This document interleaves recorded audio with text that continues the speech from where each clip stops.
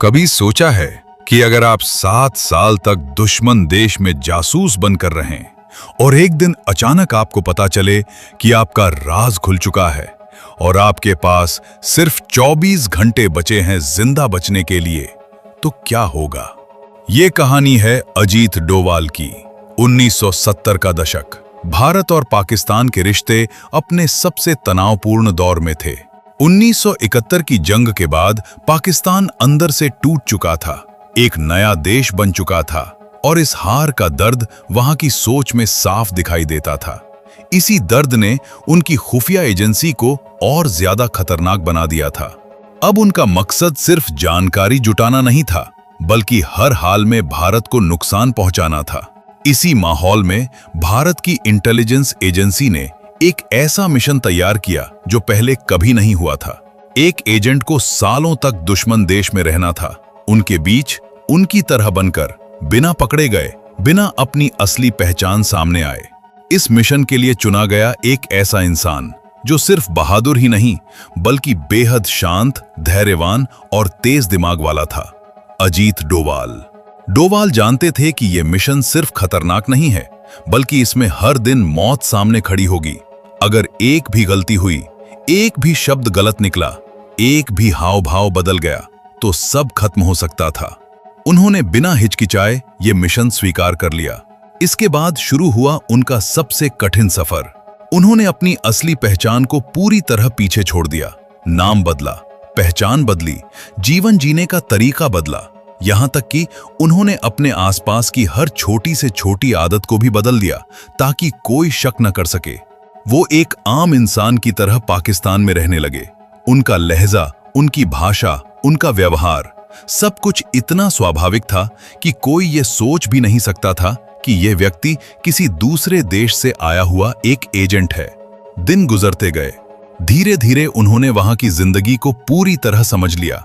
वो लोगों के बीच घुल मिल गए, रिश्ते बनाए, भरोसा जीता, और यही भरोसा उनके मिशन की सबसे बड़ी ताकत बना। करीब 7 साल तक वो उसी जिंदगी में जीते रहे।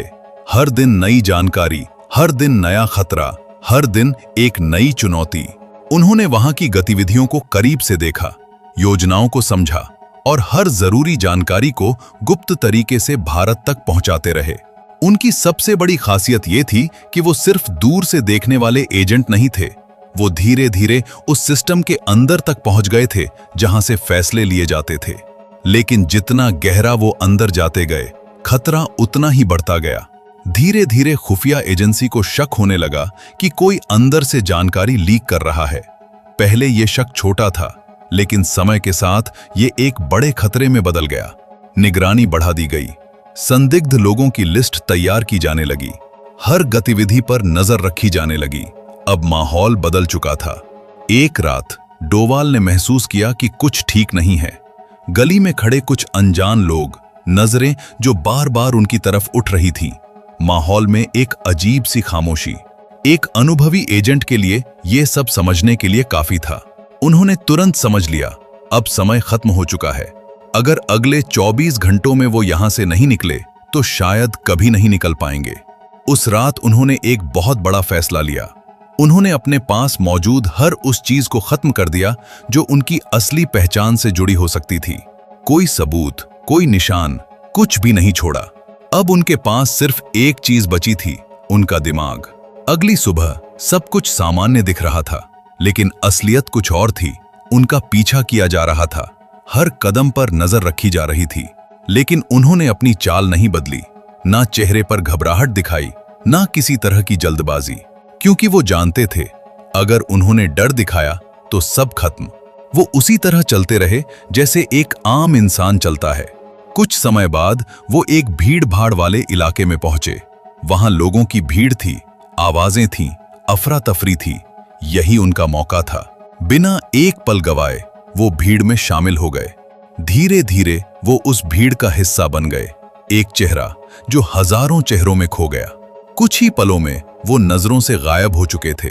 उधर उनका पीछा कर रहे लोग उन्हें ढूंढते रह गए, लेकिन अब बहुत देर हो चुकी थी। डोवाल तेजी से आगे बढ़ते गए, संकरी गलियों में, जहां हर मोड़ उन्हें छिपने का मौका दे रहा था। काफी देर बाद उनकी मुलाकात एक भरोसेमंद संपर्क से हुई। दोनों ने बिना ज्यादा बात किए हालात समझ लिए। उन्हें एक गुप्त रास्ते की जानकारी दी गई, एक सुरंग जो उन्हें सीमा के पार ले जा सकती थी। अब यही उनका आखिरी रास्ता था। रात होने का इंतजार किया गया। जैसे ही अंधेरा हुआ, वो उस सुनसान जगह की तरफ बढ़े जहां से सुरंग शुरू होती थी। अंदर घुप अंधेरा था, दीवारें नम थीं, हवा भारी थी और हर कदम पर खतरा था। लेकिन वो रुके नहीं। धीरे धीरे संभल कर वो आगे बढ़ते रहे, कभी झुककर, कभी घुटनों के बल, कभी दीवारों का सहारा लेकर। समय जैसे रुक गया था, हर सेकंड भारी लग रहा था। लेकिन फिर उन्हें दूर एक हल्की रोशनी दिखाई दी। वो रोशनी सिर्फ बाहर की नहीं थी, वो उम्मीद की थी। कुछ देर बाद वो उस सुरंग के दूसरे छोर पर पहुंच गए। जैसे ही उन्होंने बाहर कदम रखा, उन्हें एहसास हुआ कि वे अब सुरक्षित हैं।